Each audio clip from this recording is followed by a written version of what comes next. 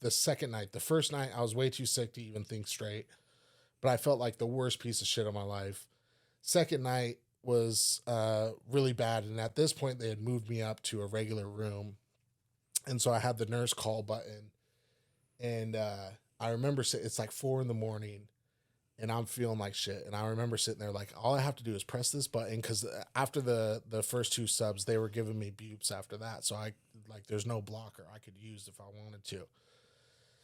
And so I was thinking to myself, like, I could go use right now and feel better. All I have to do is hit this button, tell them I want out, take this stuff out of me, and I'm good to go. And yeah, that like working my second and third step, that moment and that night, it was a big part of that, because like I don't believe I could have not pressed that button on my own, but I didn't press that button. I made it through. So that was a big moment of clarity too, like making it through that night and getting to that third day. And I was like, okay, I could really do this.